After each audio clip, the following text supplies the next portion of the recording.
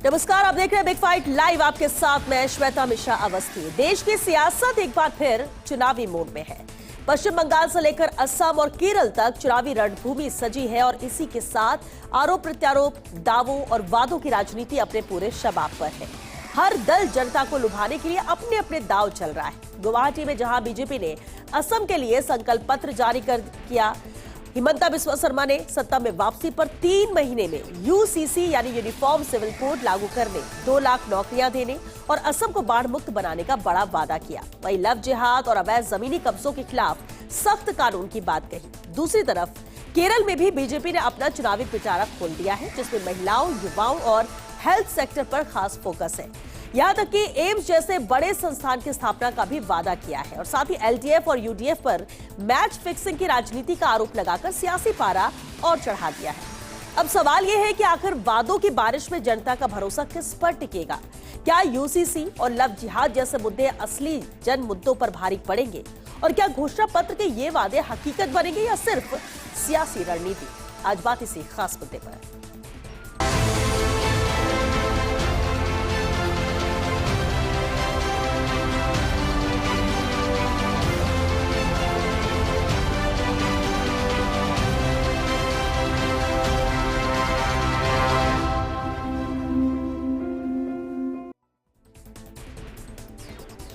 और चलिए इस खास मुद्दे पर चर्चा के लिए खास मेहमान हमारे साथ जुड़ चुके हैं। सबसे पहले उनसे रूबरू करा दें। चर्चा में मौजूद है बीजेपी से पंकज जोशी जी। स्वागत है पंकज जी आपका। कांग्रेस हमारे साथ डॉक्टर प्रदीप चतुर्वेदी जी है। प्रदीप जी आपका भी बहुत स्वागत है। और साथ ही अमितोष पारीक जी भी हमारे साथ जुड़ चुके हैं वीएचपी से। अमितोष आपका भी बहुत स्वागत है। बेहद खास मुद्दा है और मैं शुरुआत पंकज जी आपसे ही करना चाहूंगी। चुनाव आते हैं और हम ये नहीं कह, हर राज्य की अपनी अलग जरूरतें होती है, अलग प्राथमिकता होती है और वही शामिल करने की कोशिश मैनिफेस्टो में होती है हर पार्टी की तरफ से, ताकि वो सत्ता में आए, उसके आधार पर जनता उन्हें चुनकर लेकर आए। जो बीजेपी ने मैनिफेस्टो जारी किया, हम असम की बात करें, केरल की बात करें, दोनों की प्रायोरिटी अलग अलग है, लेकिन यूसीसी बेहद अहम मुद्दा और इसे 3 महीने में लागू करने का वादा, कितना अहम रहेगा ये? देखिए, बिल्कुल अहम रहेगा। जिस तरीके से असम की स्थिति है और असम में जो है मुख्यमंत्री हिमंत बिस्वा शर्मा ने जो है अपने वादों को पहले भी जो उन्होंने वादे किए थे उसको जो है 100% पालन करके उससे अतिरिक्त जो है काम किया और फिर से जो है वो दोबारा से जो है उन्हीं के चेहरे पर जो है असम में चुनाव लड़ने जा रही है भारतीय जनता पार्टी। और उन्होंने कहा है कि हम 3 महीने में यूसीसी लागू कर देंगे। उस यूसीसी के अंदर केवल एसटी क्षेत्र और छठी अनुसूची को छोड़ करके बाकी जगह पर यूसीसी 3 महीने में लागू कर देंगे।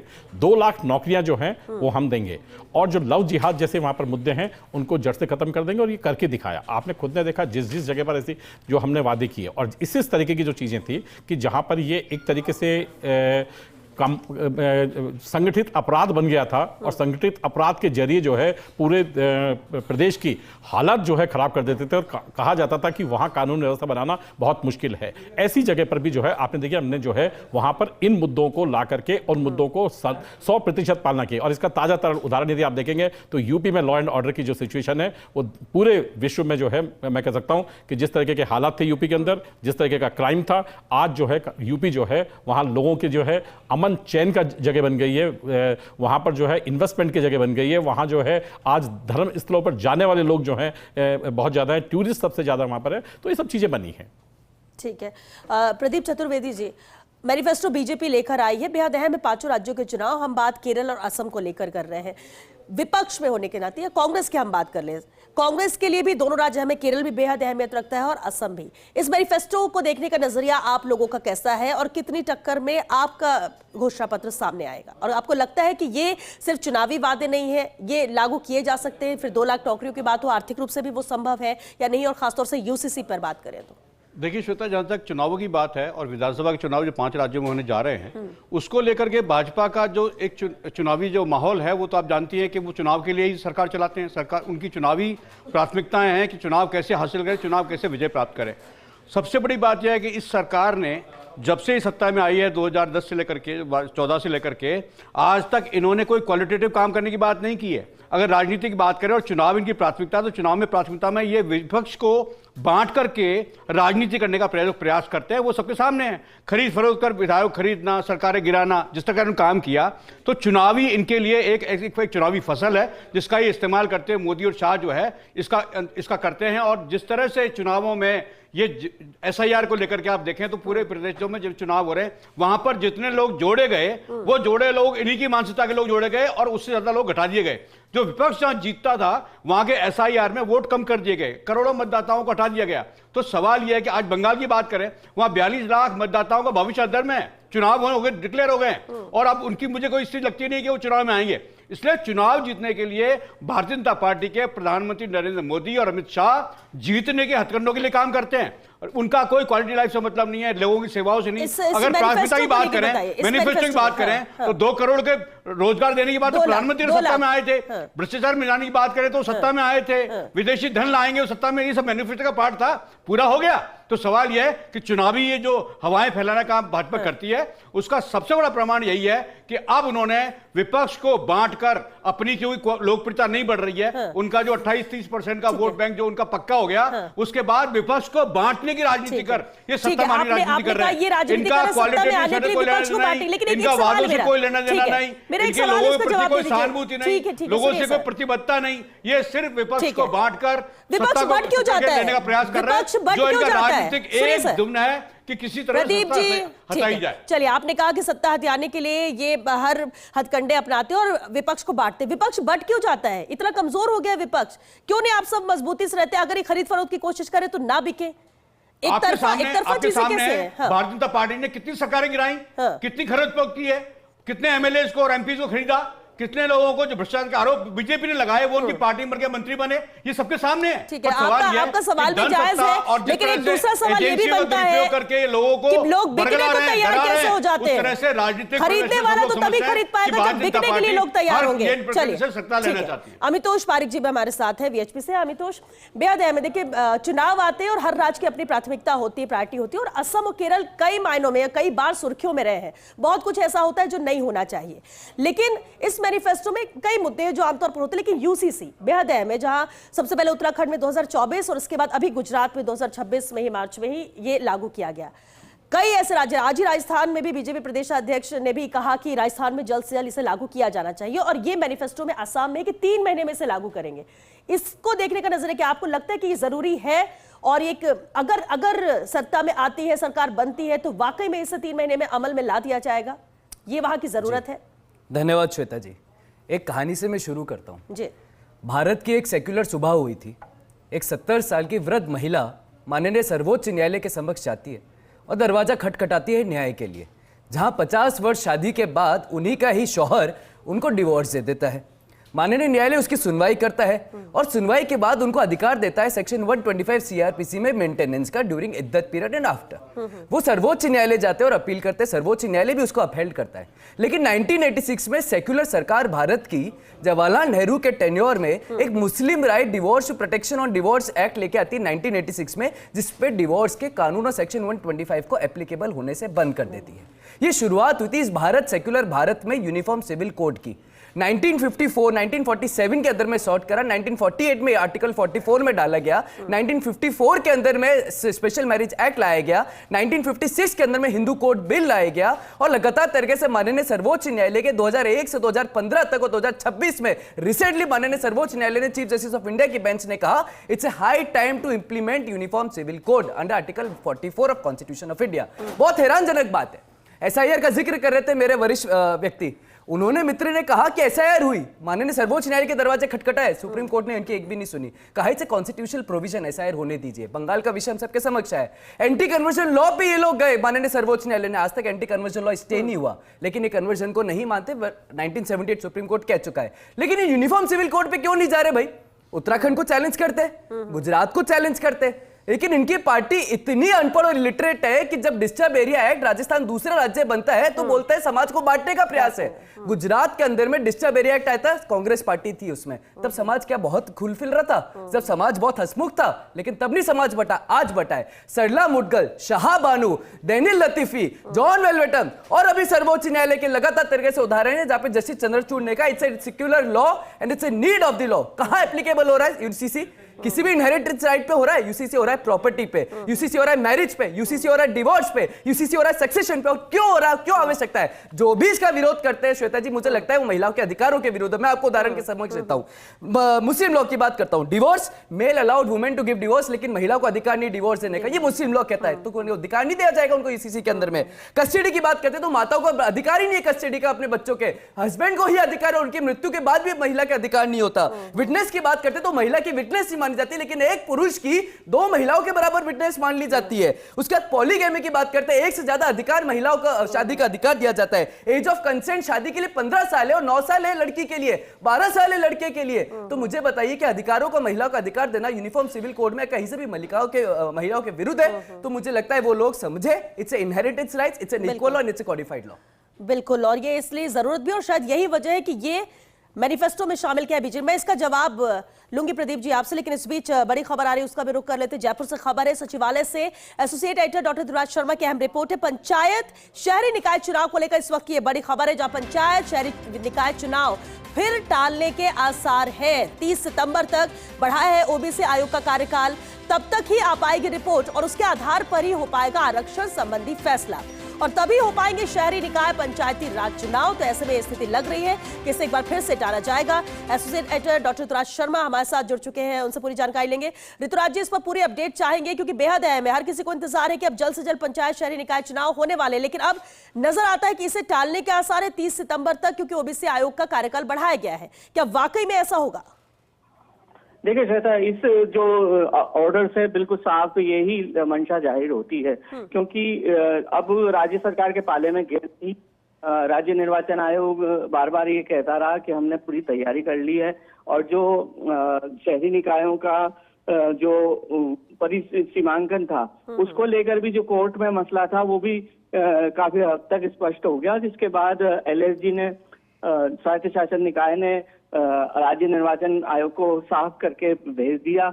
और पंचायत चुनाव में अब केवल एक ही मसला बाकी रह गया था, वो मसला था कि ओबीसी आयोग की रिपोर्ट नहीं मिली है, और ओबीसी आयोग का कार्यकाल फिर एक बार बढ़ा दिया गया है और 30 सितंबर तक ये कार्यकाल बढ़ाया है। तो इसके आधार पर हम ये कह सकते हैं कि 30 सितंबर के आसपास ही ओबीसी आयोग की रिपोर्ट आ पाएगी।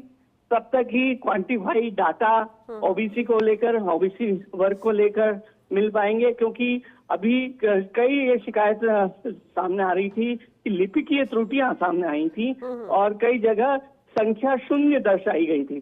तो इसको लेकर खासा विवाद भी छिड़ गया था। वहीं जो मौजूदा राज्य निर्वाचन आयोग है उसके लिए और सरकार के लिए भी अलग अलग तरह के मत देखने में सामने आ रहे थे। वहीं जो पूर्व राज्य निर्वाचन आयुक्त थे उनका भी एक अलग मतांतर सामने आ रहा था।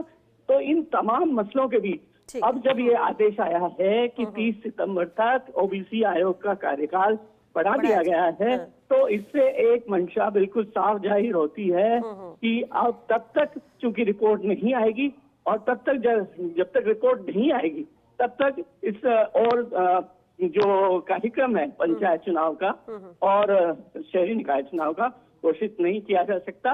और उसके बाद ही कुछ, क्योंकि आरक्षण भी उसी आधार पर तय होगा, ओबीसी की संख्या कितनी है उसके आधार पर आरक्षण चूंकि तय होगा, इसलिए ये तमाम चीजें एक दूसरे पर निर्भर हैं और यही कारण है कि पंचायत शहरी निकाय चुनाव टाले माने जा रहे हैं। चलिए, बहुत शुक्रिया ऋतुराज जी, बहुत शुक्रिया इस पूरी जानकारी के लिए। और चलिए वापस चर्चा का रुख करते हैं, क्योंकि संकल्प पत्र बीजेपी का सामने है। असम केरल को लेकर इसे मास्टर स्ट्रोक के तौर पर देखा जा रहा है। और मैं प्रदीप जी, उस वक्त मेरा आपसे ही सवाल था, क्योंकि अमितोष ने जिस तरह से आंकड़ों के साथ, तथ्य के साथ ये बात रखी, और हम सिर्फ चुनाव के मद्देनजर नहीं, यूसीसी जरूरत है, क्या आप ये मानते हैं जब हक की बात होती है महिलाओं की? सवाल जरूरत का नहीं है, सवाल यह है कि सरकारी क्रेडिबिलिटी नहीं है। सरकार जो कहती है वो करती नहीं है। सरकार ने जितने वादे लोगों से किए हैं, जितनी योजनाएं बनाई हैं, उन पर कोई क्रियान्वयन नहीं हो रहा है। तो आप सिर्फ ये झुंझुना दिखाने की बात करते हैं, चुनावों में वादे करते हैं, लोगों से वादे करते हैं। आपने यूसीसी की बात तो 2 साल पहले भी की थी कि हम कर देंगे, लेकिन क्या हुआ? आज क्यों पड़ गया? अब एक ही आपने ये नई रिश्ती बनी कि 6 महीने तक पंचायत टाल दिए गए। तरीका निकाल रखा है कि पंचायत आप उस आयोग को आप एक्सटेंशन दे रहे हैं, लेकिन उसे बात ही नहीं कर रहे। चलिए, ये तो राजस्थान की बात है, हम इसमें बाद में करें, मुद्दे पे बात करते हैं लेकिन उस सर। आयोग को आप बात ही नहीं कर रहे हैं, रिपोर्ट दे, क्योंकि आपको पता है कि वर्तमान हालात में आप पंचायत चुनाव नहीं जीत सकते, इसलिए ठीक है। अच्छा ठीक है, आपको अच्छा एक मिनट सुनिए ठीक है, पंचायत चुनाव को प्रदीप लेकर जी के अभी पंचायत चुनाव में कहां पहुंच गए, हम उसमें बात ही नहीं कर रहे हैं, भाजपा की हम उसमें बात ही नहीं कर रहे हैं। वो एक ब्रेकिंग आई, हमने बताया, जानकारी दी नहीं है। आप और मैं आपसे गलत कहना ट्रैक पे जा चाहता रहे हैं। चलिए हूं सर कि ठीक है, भाजपा सरकार की निर्वाचन चुनाव को लेकर पंकज जी इस पर कोई क्रेडिबिलिटी नहीं है। पंकज जी देखिए, प्रदीप जी ने बहुत सारी जो चीजें थी वो स्वयं अब मान ली उन्होंने। पहली चीज उन्होंने मानी कि विपक्ष जो है बटा हुआ है, जो बार बार यदि बीजेपी इसको कहती ना तो नहीं मानते।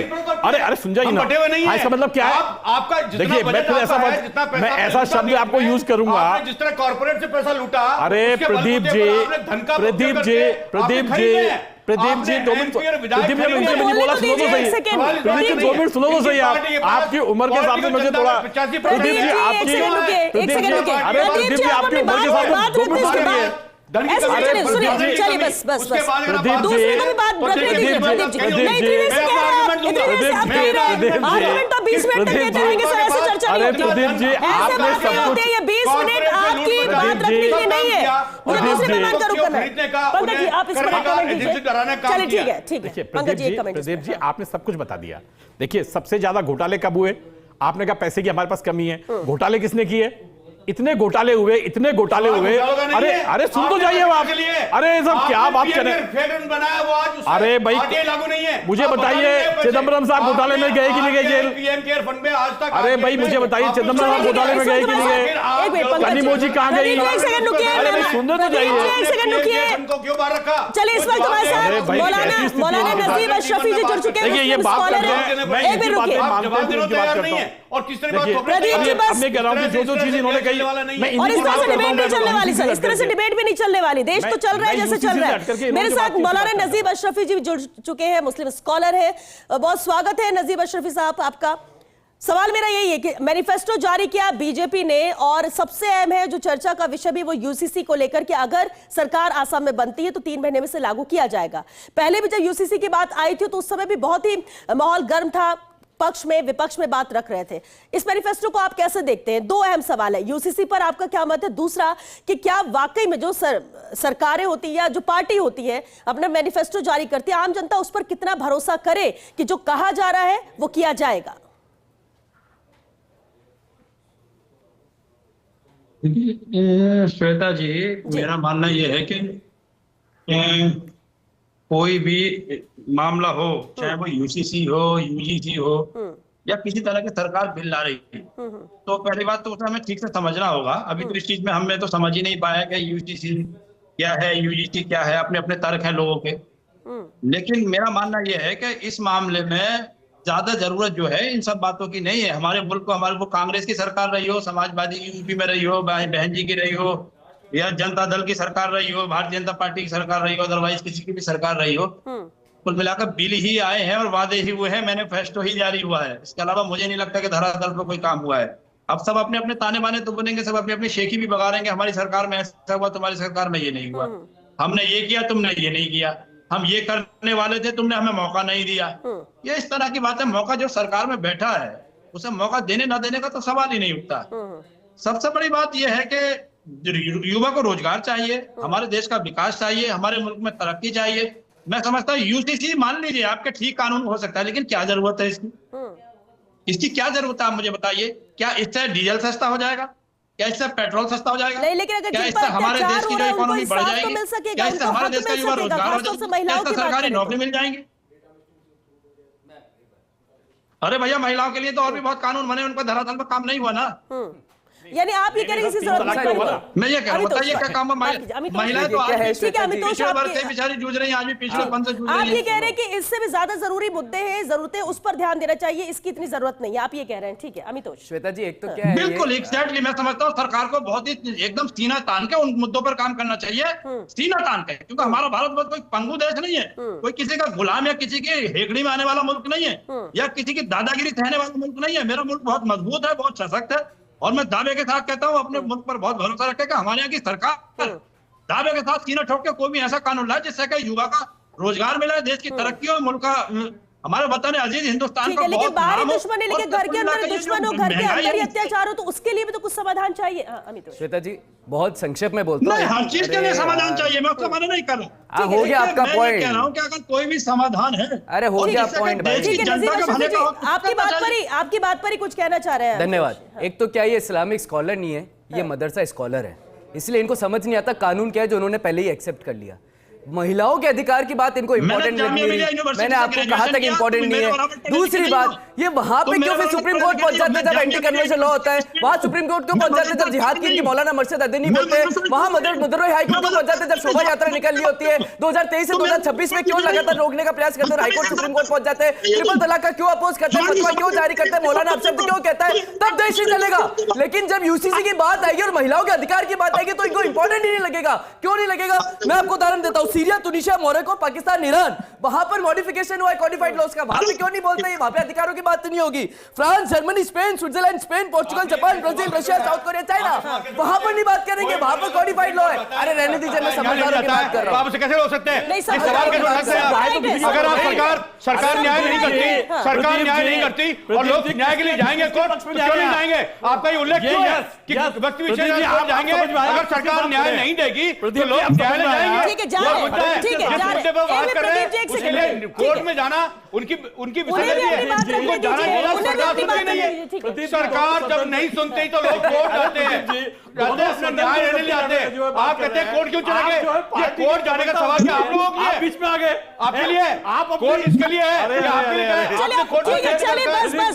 प्रदीप जी, संकल्प पर बात कर लीजिए, संकल्प पर बात कर लीजिए आप। कोई आदमी न्याय मिल जाता है, बिल्कुल न्याय मिलेगा, चलिए, ठीक है, चलिए, ठीक है, सरकार न्याय ठीक नहीं है, देगी ठीक है, तो वो बिल्कुल जाएगा, बिल्कुल जाएगा, बिल्कुल जाएगा, सुप्रीम कोर्ट जाएगा। और सवाल ठीक है, नहीं चलिए, ठीक है। जिसको सरकार न्याय नहीं बस देगी वो बोल कोर्ट लिया जाएगा। सर, बोल लिया आपने। हाँ, ठीक है, जाएगा, बिल्कुल जाएगा। मेरा सवाल है, बस एक लाइन में वक्त खत्म हो रहा है, अगर सरकार न्याय नहीं वक्त कर रही खत्म हो रहा है। प्रदीप जी, पूरा वक्त तो आपने जाया कर दिया। बस करिए, बस करिए, बस करिए सर, एक मिनट दे दीजिए, एक मिनट दीजिए। हाँ। कंप्लीट कर रहा हूं। क्योंकि ये वक्त कानून खत्म, बदल ये क्या सकते comment चाहिए? हैं, हाँ। जब ये कानून बदल सकते हैं 1986 में, तो ये कुछ भी कर सकते हैं। 1956 में जब हिंदू कोड बिल लाया गया था, तब क्यों मुस्लिम पर्सन लॉ को काट के आप यूनिफॉर्म सिविल कोड कर दिया गया? आर्टिकल 35 से 44 में फंडामेंटल राइट की जगह डीपीएसपी में क्यों लिख दिया गया? तब हिंदू है तो वो यूनिफाइड हो जाएंगे, उनके लॉ चेंज कर दो, वो सप्तपदी से नहीं चलेंगे, लेकिन हम नजीर से कुछ कह रहे हैं, उन्हें कुछ 1935 में north west foundation provision Hindu law से चलता था। अरे छोड़िए, प्रदीप जी, देश को गर्द कर दिया, समाज को बांटने की बात कर दिया। आप समाज को बांटने का काम करते हैं। समाज की मूलभूत आवश्यकताओं को लेकर आपकी कोई चिंता नहीं है। समाज के मूलभूत आवश्यकताओं लेकर आपकी कोई चिंता नहीं प्रदीप जी, है। आप ऐसे तो सर समाज को बांटने का राजनीति का काम करते हैं। गंदा आप तरीका है। समाज के मूलभूत ये अब कांग्रेस के ऊपर बात नहीं, कम से कम डिबेट खराब मत करिए, डिबेट खराब मत करिए आप, डिबेट खराब मत करिए आप, सुनिए आप। वो उचित और आप नहीं क्या कर रहे हैं? है। आप क्या कर रहे हैं? आप क्या कर रहे हैं? सुनने नहीं चाहते, बात करिए, सुनने नहीं चाहते। मूलभूत आवश्यकताओं आप को पार्टियों को बांट दिया। अरे देखने से कुछ नहीं होगा बात भाई। नहीं कर रहे। आप सिर्फ जातियों को बांटने का काम करके चलिए, अब आप कांग्रेस की बात जो कर कतई लीजिए। उचित नहीं है। कांग्रेस के और पास कुछ चुनाव बात के करें। समय में सुनिए प्रदीप आपका जी, ये मुख्य हथियार है। प्रदीप जी, बस चुनाव के समय आपका मुख्य हथियार है कि समाज को बांटो। नजीब अशरफी साहब, आप अपनी बात आपकी उम्र के रखिए। हिसाब से- अशरफी साहब, आप अपनी बात रखिए, वक्त खत्म हो रहा है, एक फाइनल कमेंट।